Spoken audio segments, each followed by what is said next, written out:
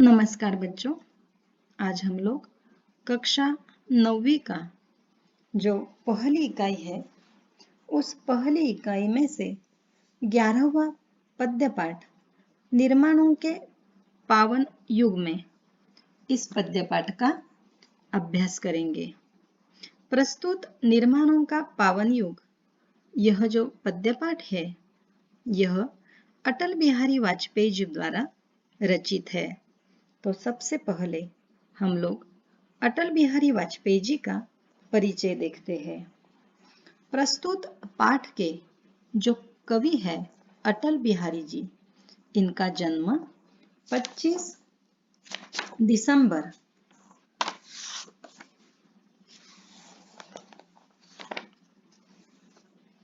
1924 में मध्य प्रदेश में हुआ था तथा अटल जी की मृत्यु 16 अगस्त 1918 में दिल्ली में हुई थी।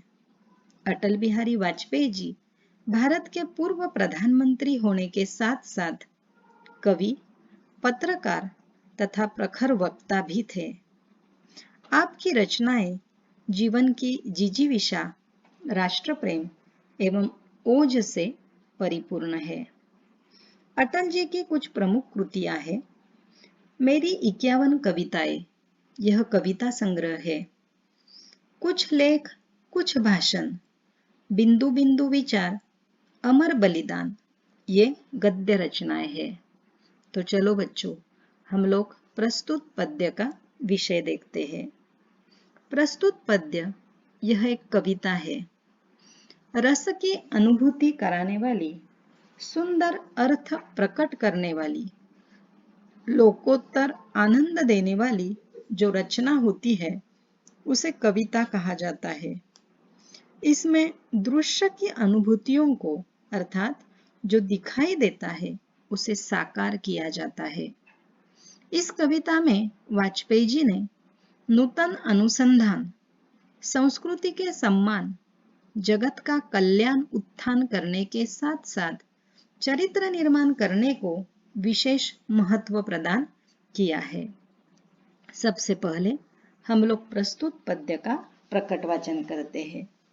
निर्माणों के पावन युग में हम चरित्र निर्माण न भूले, स्वार्थ साधना की आंधी में वसुधा का कल्याण न भूले। माना अगम अगाध सिंधु है, संघर्षों का पार नहीं है, किंतु डूबना मझधारों में साहस को स्वीकार नहीं है।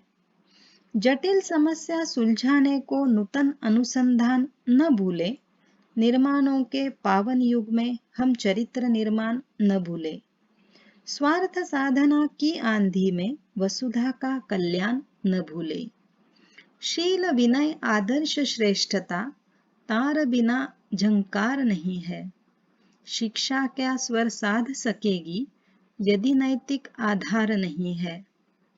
कीर्ति कौमुदी की गरिमा में संस्कृति का सम्मान न भूले, निर्माणों के पावन युग में हम चरित्र निर्माण न भूले।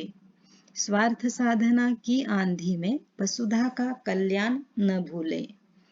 आविष्कारों की कृतियों में यदि मानव का प्यार नहीं है, सृजनहीन विज्ञान व्यर्थ है, प्राणी का उपकार नहीं है। भौतिकता के उत्थानों में जीवन का उत्थान न भूले, निर्माणों के पावन युग में हम चरित्र निर्माण न भूले। स्वार्थ साधना की आंधी में वसुधा का कल्याण न भूले। बच्चों, हम लोग अब प्रत्येक पंक्ति का अर्थ देखेंगे। पहली दो पंक्तियों में कवि कहते हैं, निर्माणों के पावन युग में हम चरित्र निर्माण न भूले, स्वार्थ साधना की आंधी में वसुधा का कल्याण न भूले। यहाँ पर कुछ नए शब्द आए हैं। चरित्र का अर्थ है हमारा आचरण, वसुधा का अर्थ है धरती। अब देखो बच्चों, यहाँ कवि क्या कहते हैं। कवि कहते हैं कि यह युग निर्माणों का अर्थात विकास का युग है। यह विकास का युग अत्यंत पवित्र है, पर निर्माण के साथ साथ हमें अपने चरित्र निर्माण की ओर भी ध्यान देना बहुत जरूरी है। हमसे इस बात में को ध्यान में रखना होगा। निर्माणों के सामने हमें चरित्र निर्माण की बात कभी भी नहीं भूलनी चाहिए।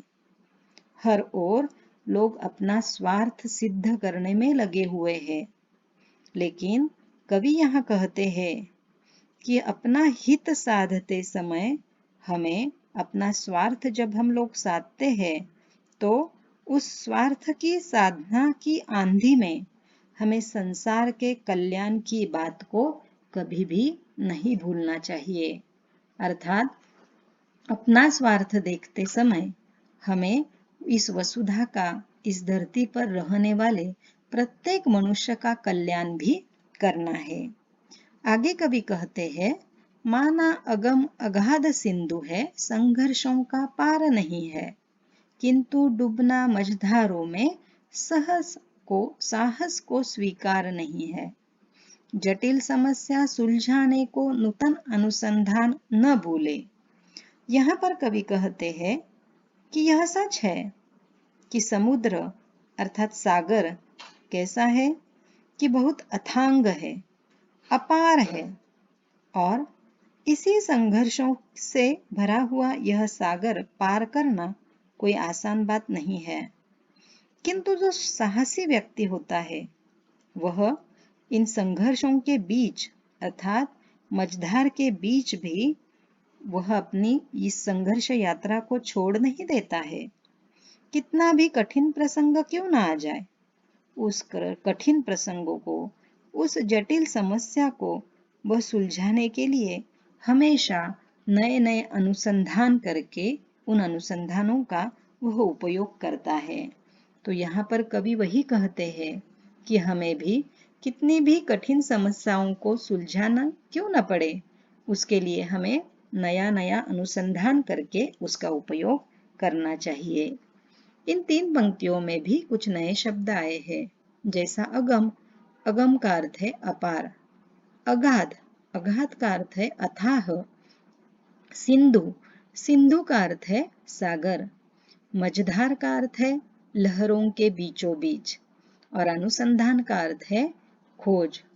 तो यहाँ पर कवि ने कहा है कि चाहे इस निर्माणों के युग में हम बड़े बड़े अनुसंधान क्यों न करें, लेकिन वह अनुसंधान करते वक्त हमें अपने चरित्र निर्माण पर भी भर देना चाहिए।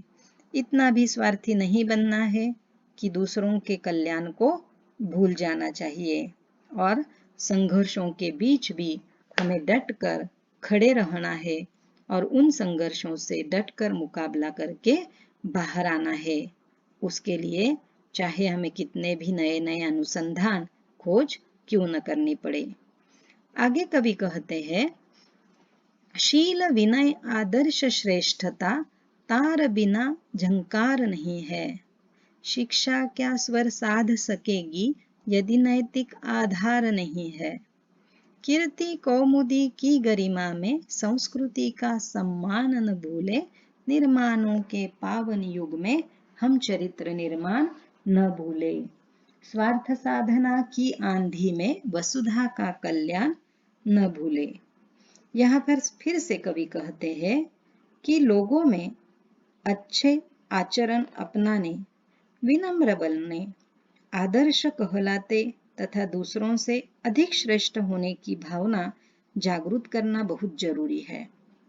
तभी लोगों में चेतना आ सकती है, तभी लोग जाग सकते हैं। कवि कहते हैं कि यदि किसी व्यक्ति में नैतिक आधार नहीं है तो उसकी शिक्षा किसी काम की नहीं है। चांदनी की शोभा भी तड़क भड़क में नहीं, अपनी संस्कृति का सम्मान करना भूल नहीं जाना चाहिए। कवि कहते हैं कि यह युग विकास का युग है, यह युग बहुत पवित्र है, पर निर्माणों के साथ साथ चरित्र निर्माण भी बहुत जरूरी है। हमें इस बात को ध्यान में रखना चाहिए कि निर्माण के साथ सामने हमें चरित्र निर्माण की बात कभी नहीं भूलनी चाहिए। हर ओर लोग अपना स्वार्थ सिद्ध करने में लगे हुए हैं। कवि कहते हैं कि अपनी हित साधना की आंधी में हमें संसार के कल्याण की बात को नहीं भूलना चाहिए। अंतिम पंक्तियों में कवि कहते हैं, आविष्कारों की कृतियों में यदि मानव का प्यार नहीं है, सृजनहीन विज्ञान व्यर्थ है, प्राणी का उपकार नहीं है। भौतिकता के उत्थानों में जीवन का उत्थान न भूले, निर्माणों के पावन युग में हम चरित्र निर्माण न भूले। स्वार्थ साधना की आंधी में वसुधा का कल्याण न भूले। यहाँ पर फिर से कवि कहते हैं कि यह युग निर्माणों का अर्थात विकास का युग है। यह युग बहु पवित्र युग है, पर निर्माण के साथ साथ हमें अपने चरित्र निर्माण पर भी ध्यान देना जरूरी है। हमें निर्माण के सामने अपने चरित्र निर्माण की बात कभी नहीं भूलनी चाहिए। हर ओर लोग अपना स्वार्थ सिद्ध करने में लगे हैं। कवि कहते हैं कि अपना हित साधते हुए जो आंधी हमारे सामने आती है, उस आंधी में, स्वार्थ की आंधी में, हमें संसार के कल्याण की बात कभी नहीं भूलनी चाहिए। आगे की 3 पंक्तियों का अर्थ कवि कहते हैं कि आविष्कारों से जिन वस्तुओं का निर्माण हुआ है, यदि वे मनुष्य के काम में नहीं आई है, उनसे प्राणियों का कोई भला नहीं होता, तो यह विज्ञान कैसा है? व्यर्थ है। अर्थात जो कुछ नए आविष्कार हमने किए हैं, वह मनुष्य के उपयोगी नहीं है, तो उनका कोई अर्थ नहीं है। इसे सृजनहीन कहा जाएगा। कवि कहते हैं कि भौतिक तड़क भड़क के बढ़ते प्रभाव में आकर हम अपने जीवन का उत्थान करना ही भूल गए हैं। अब इन पंक्तियों में कुछ नए शब्द आए हैं।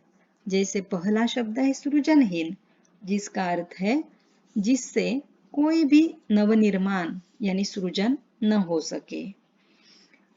व्यर्थ, व्यर्थ का अर्थ है निरर्थक। भौतिकता, भौतिकता का अर्थ है सांसारिक, और उत्थान का अर्थ है उन्नति। इस प्रकार से प्रस्तुत पद्य निर्माणों के पावन युग में कवि ने आज का जो युग है वह विज्ञान और निर्माणों का पवित्र युग है, और इस युग में हमें विकास काल में भी नए नए अनुसंधान करने हैं, अपनी संस्कृति का सम्मान करना है तथा जगत का कल्याण करने के साथ साथ अपने चरित्र का निर्माण करने की बात कभी नहीं भूलनी चाहिए, यह बताया है। तो बच्चों, आपको जरूर प्रस्तुत पद्य समझ में आया होगा।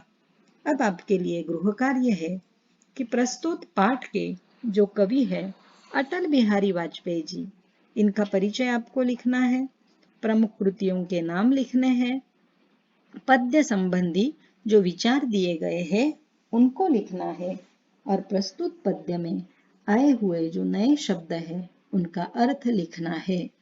धन्यवाद।